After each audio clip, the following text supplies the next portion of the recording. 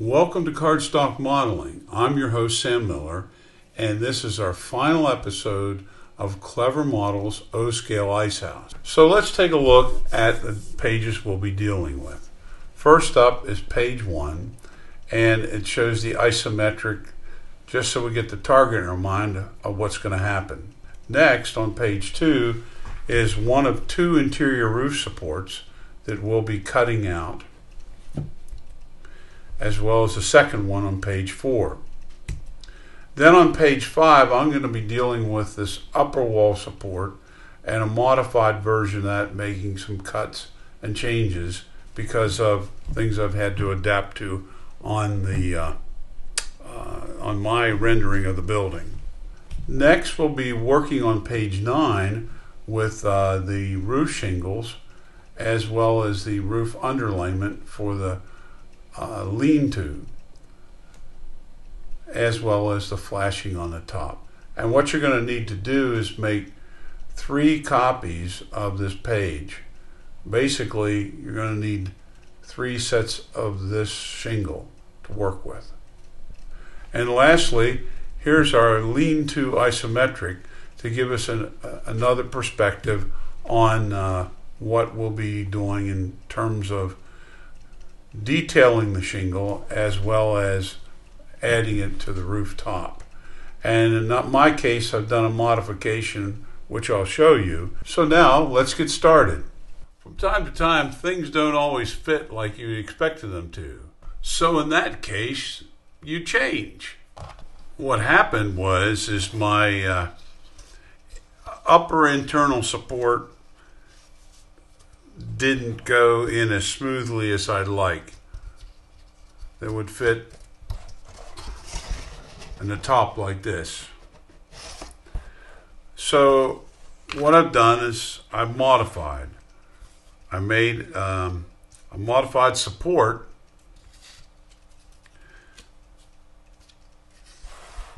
that I'll be able to glue in like this, and that'll be the base for the interior roof supports, which requires 2, and they're located on page 2 and page 4 of the project. So let's take a look at what I've done to create the roof supports. What you can see here is the support for the upper walls that I explained before, which that will in turn have already assembled the roof supports, but I've done another twist on those. If you can look, I've actually at each of the corners I've glued some support strips in here, so it's a closed system, it's not open. Additionally, I used the corner braces and created those so that I would get some perpendicular assistance for the supports themselves when they sit on the upper wall supports. Now let's see how it all glues together.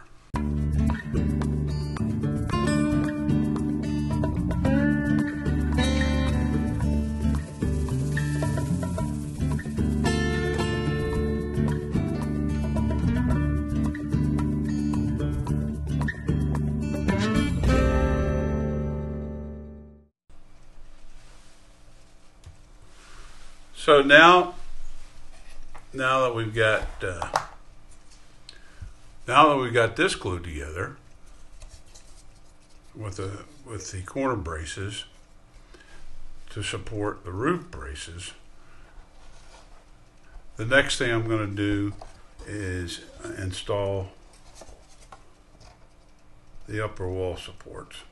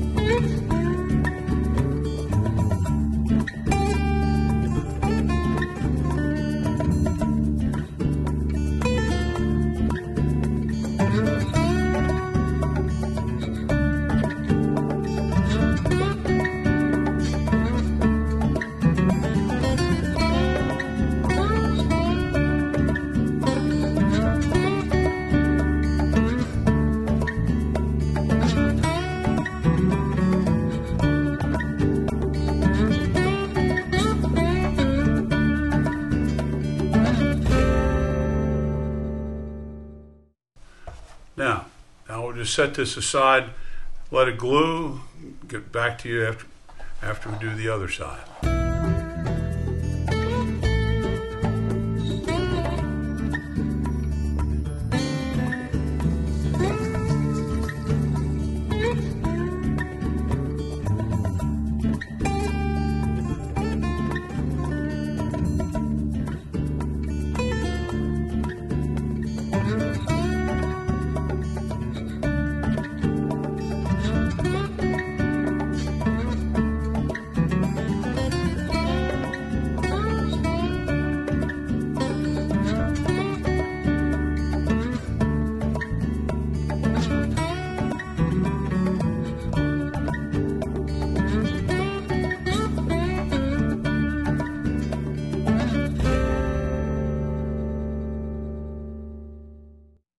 And just remember, sometimes we think we're building the Brooklyn Bridge, but in reality, you get it as close as you can for your own peace of mind and sanity.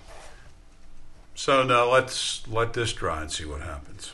I'm sure each of you modelers have different means of applying pressure, whether it's wood, plastic, or in this case, cardstock. But I just wanted to show you what I came up with. These DeWalt clamps, I should say, really provide a lot of opportunities to make sure your pressure, and it's delicate, so you have to judge the amount of pressure versus the structure of what you're dealing with, so it doesn't collapse on you. But this will give you an idea. Clamps are all removed. Appears to be pretty level. I can't complain. Close to perfection. And the next step is to glue these flaps onto the upper wall support.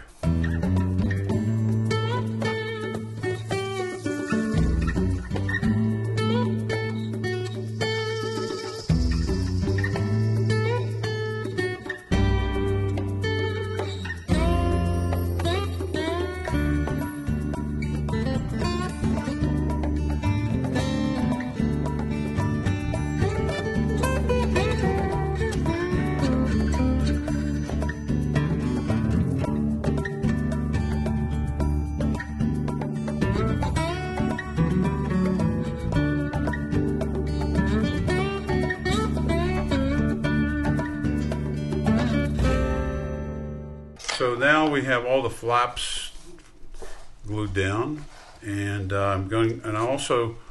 I marked perpendicular lines for registration so that once this is glued in, I'll get an idea of trying to keep that brace lined up properly, as you can see right there. Just my idea to see if it will help. So the next step is I've decided to try the glue stick again on this bottom part. And it should get it pretty fast. And I'll be satisfied with the adhesion.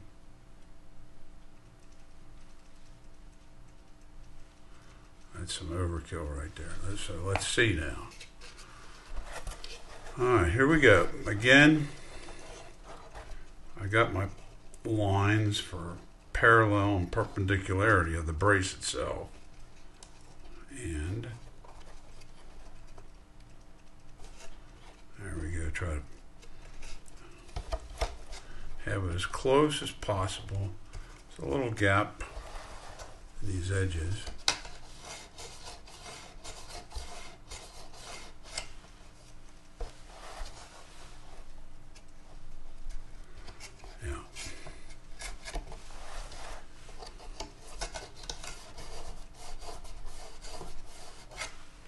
Okay, then now let's take a look at the supports I've got glued in place for the roof. Okay, what I've done is put these supports in, have braces on those so as perpendicular as possible. Okay. And to get a little bit better adhesion, I've used this adhesive E6000. It's a good all-purpose, has pretty quick tack time. In a few minutes it's going to set up for a good tack. And it dries clear, as you may or may not see that well. So the next thing I'm going to do is I created some spacers, which you can see that is going to be, that's the width of the side walls of the building, like this. And I'm going to place those to get some squareness and perpendicularity for these eaves coming up here. So now I'm going to go ahead and do that.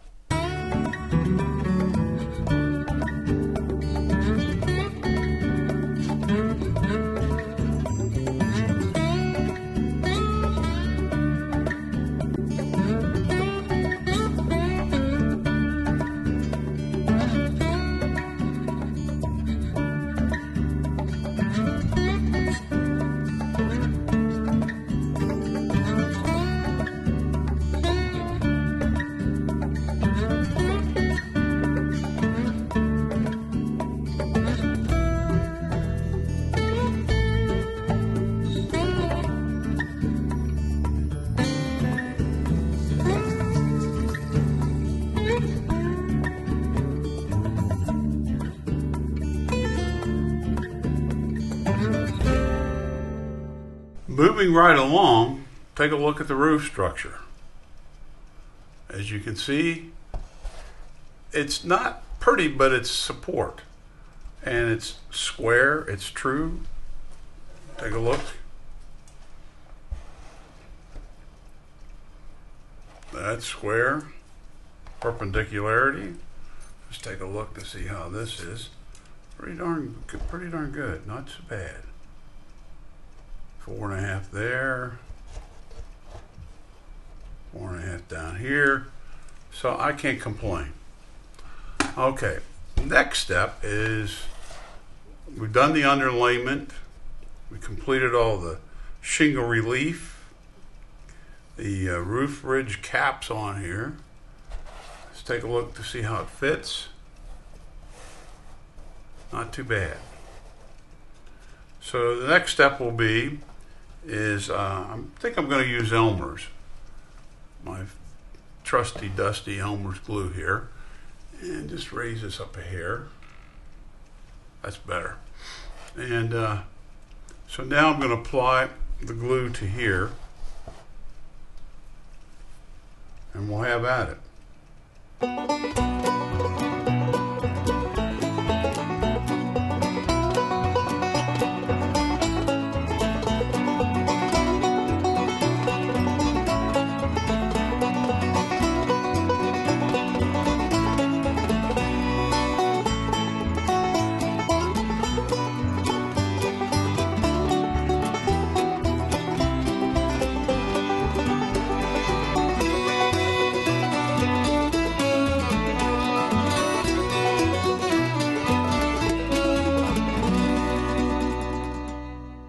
Next step is to try and make sure this is even here. Same amount of relief, just odd. Yeah, that's pretty close.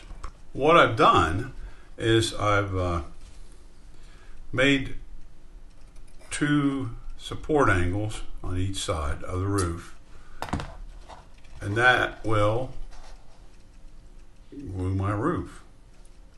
So what I've done, just to catch you guys up, I've used the same technique for detailing the lean-to roof as I did for the main roof.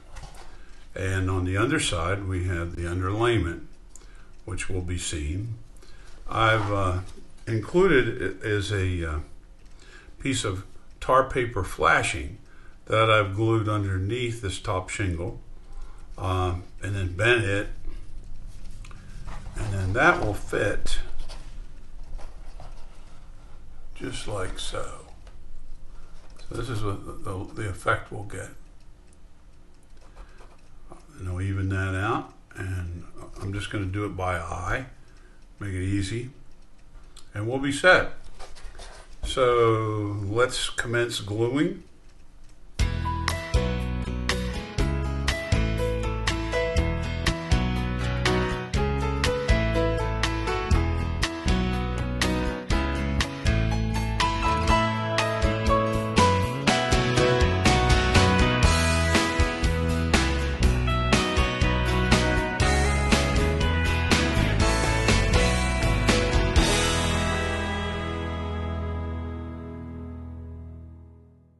Well, if I had a bell, I'd ring it. You be the judge. Okay. Not too shabby. Some nice features. Here's the